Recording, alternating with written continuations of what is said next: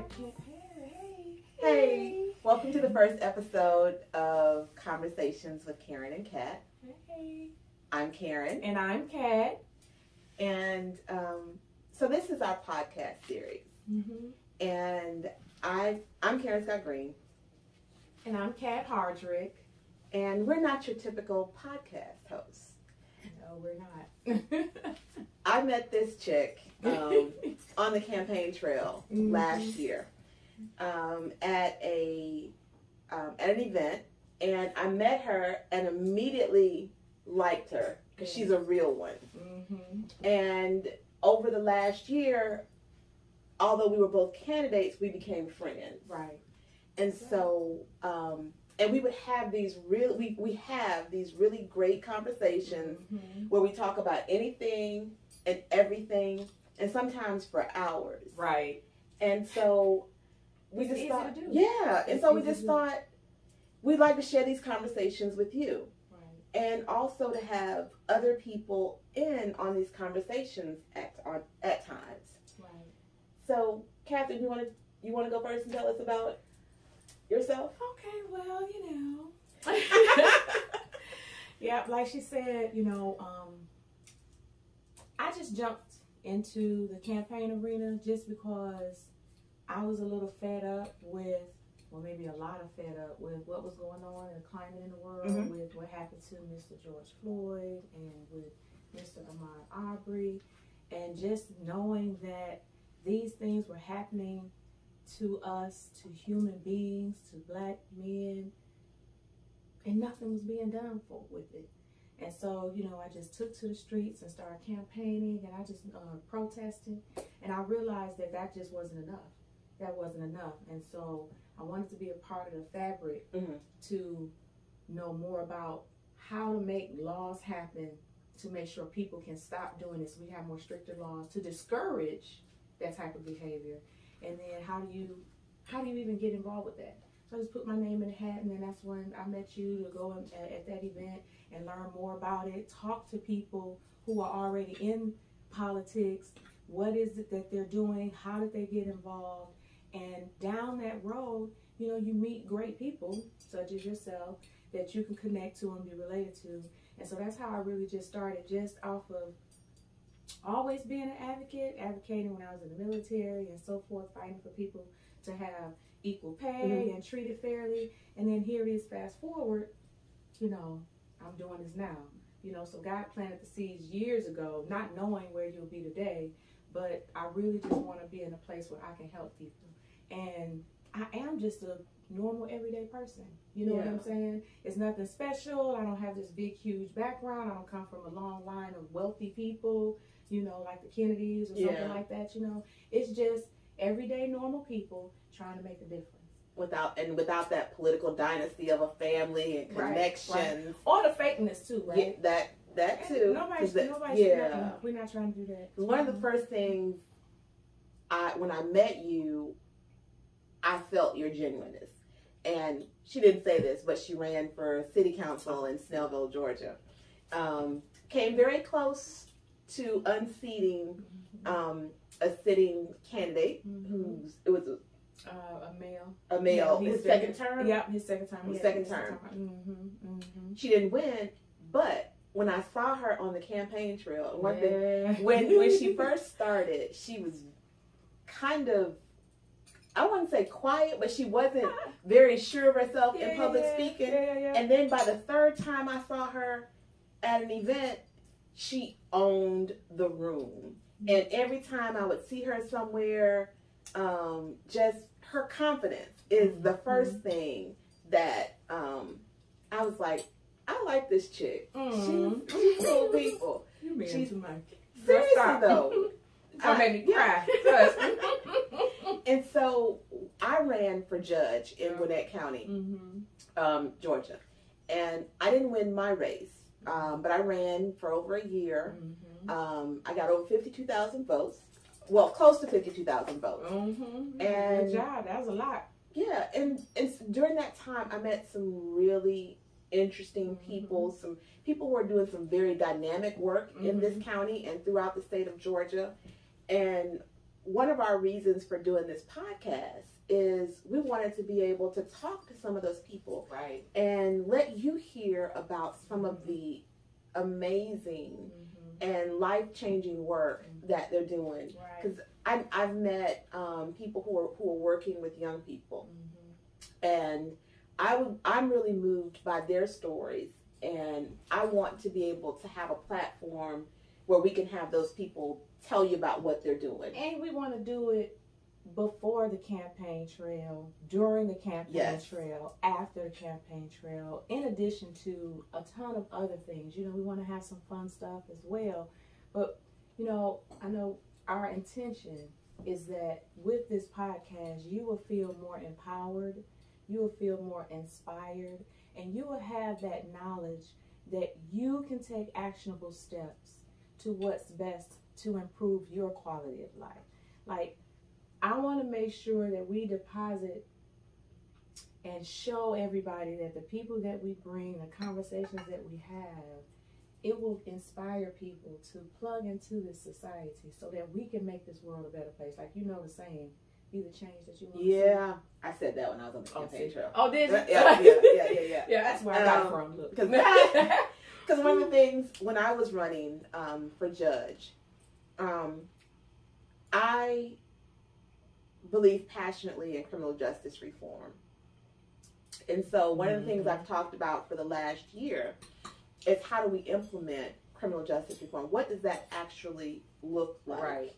Right. And so exactly. What you does that say look the like? words, but what does that What look like? does it look like? That's right. And so that, for me, that means sentencing that is fair, that is just across the board, because we know that when we look at statistically, Black and brown people get harsher sentences. And although judges will tell you that their sentencing is colorblind, when we look at the sentencing as a whole, it's there is some bias. There is some bias. They lying. They're lying. Because the reality of it is, like, you what does that look like? And when I'm starting to pay attention to, and I know a lot of our viewers will pay attention to it too, you say justice reform, but then they flip it and make it seem like we're trying to take away something. We're not taking away your rights because we want to be equally treated. It's not less from you because we want to be made equitable, equal, right? So it's very important. We gotta, that's another, everybody want to tap dance around, oh, well, it's fair and it's equal. No, it's not. Not when you go into a courtroom and you see the outcome, and when you say all of these Black and brown people get this. Prison pipeline. What are some of those organizations? Can you think of any off the top of your head? Well, off the top of my head, Gwinnett Stop with what's her? I met her. And I'd love to have her as a guest because she. This is her wheelhouse, and isn't it Stop STOP? Yeah, Gwinnett STOPP, Gwinnett Stop, and this is her wheelhouse. She's active in Georgia and in DC with other umbrella organizations that they partner with. So I would love to have her on as a guest. And then I've also met some people who have started mentoring programs in the schools, and they're doing phenomenal work, partnering with this one organization partners with middle school and high schoolers, so that they are mentoring to each other. I'd love to have them on the show. I remember when my kids were in school, not so long ago, because I'm only 28. But that's what my kids used to do. They were being mentored, and then they'd read to elementary, or then high school would go across, because the high school and the elementary were right across the street from one another, and so they would do that. So I think that's so important, because now you're helping these young people, plug back into another person's life, and of course, speaking of young people, I have to say Gwinnett Chat Outreach, right? So what is Gwinnett Chat Outreach, man? Oh, I thank you for asking.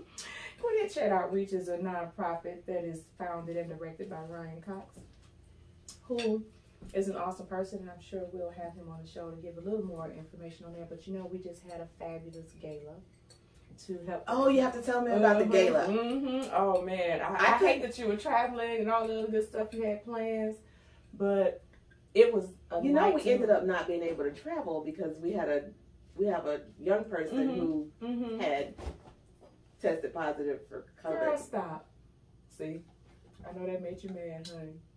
Hurt your feelings, didn't you? Couldn't go on a trip. But first, wait. Okay. First, go ahead. We'll digress. We'll digress. But wait, I want to make sure he all right though, right? He's good. Yeah, okay, look, because we like he done messed up the trip. But first, let's worry about his health first, right? He good. He's good. Then we could be bad. Where were you gonna go? What was your plan? So we were going on the Carnival Horizon.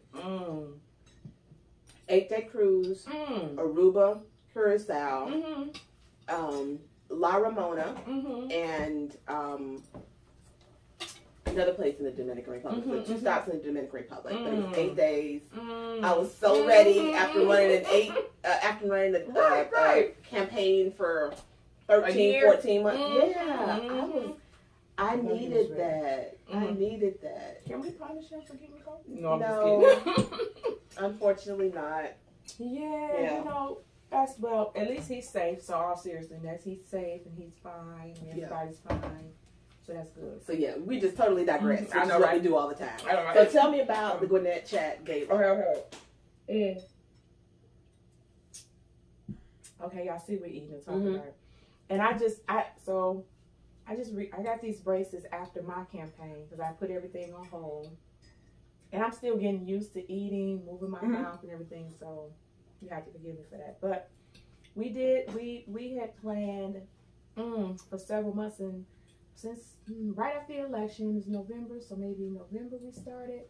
Ryan and partnered with Fred Astaire Dance Studio, and they donated. In Snellville or in Lawrence? Fred Astaire Dance Studio is out of Duluth. Oh, okay. And they actually partnered, Miss Michelle, with Fred Astaire, and Ryan came up with a great idea to have a dancing fundraiser. And I was like, oh man, that's nice.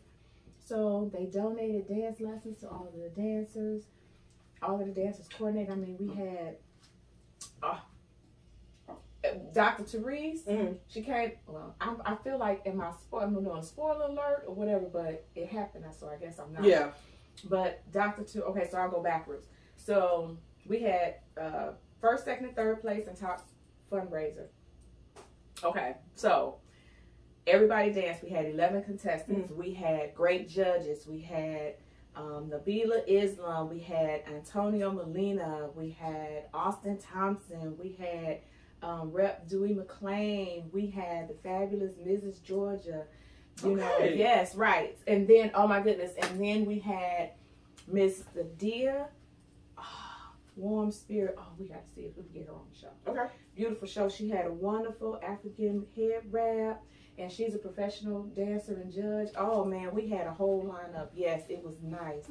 And then we got all these great contestants that were dancing, and then one of the students in the GCO program, Mr. Kevin, he actually danced. Oh, man, he was so clean. He had a beautiful suit on, and he was doing his moves, honey, and he held his head up high. It was just so nice. It was really, really nice. And it was a tie between third place with JT Wu and Marlene Taylor Crawford. And so JT Wu is a candidate for state rep? I think he was a state rep because he and Rua Roman. Roman, I can't pronounce her last name, but Miss Rua. We love you, Rua. And JT, and they both ran against one another and stuff because they're both great candidates, in my opinion. You know, they're both great candidates. And so it was JT Wu, candidate for state rep. And Marlene, Councilwoman Marlene Taylor Crawford and JT Wu tied for third place. And so, girls, so the crowd had, the MC was Jamie and Jamie Aarons, and so she was like, okay, you guys have to help me, we got to break the tie. And so the audience had to chime in, kind of like, is it Paolo or Kiki? You know, where she put her hand on? Okay. And so they had to do that, so the crowd was going, you know, cheering for everybody. And then, so based on the crowd's response, Marlene Taylor, Councilwoman, Marlene Taylor Crawford won. So she won 3rd place. And then, I have to find some pictures, girl, to show you. But it was an article in the Gwinnett Daily Post. So people can go to the Gwinnett Daily Post and check it out and see some of the photos from the event. And then we had Emery Rose, the photographer. Yep, she came on out and she did that. And we had some other folks doing live videos, live interviews. Okay. Yeah, it was nice. Ryan, it was complete like red carpet. It was top notch, girl. Black tie, tuxedos. Everybody was clean. Nice. I mean, I'm like, okay, we look good. I'm sorry we missed it. I know, right? And then yours truly came in 2nd place.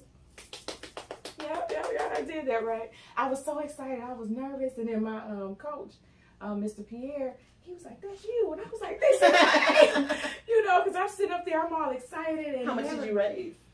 So, you know what? I don't know the number. Okay, all right. No. I won 2nd place as far as dancing. So it was 1st, 2nd, and 3rd place as far as dancing. Okay. But hold your horses. So 1st place was a tie between Rep, Park Cannon, their routine was, so everybody's routine was fabulous. And then it was Dr. Therese Johnson of the chair board. That's right. And so it's between the two of them. So they had to do the merengue. And then, so the 2 couples had to do the merengue. So Dr. Therese's partner, Mr. Pierre, was my partner too. So most of the dancers, the professional dancers, so we were amateurs partnered with professionals. And the professionals did like maybe 2 or 3 routines because it was more of us than it was of them. Yeah.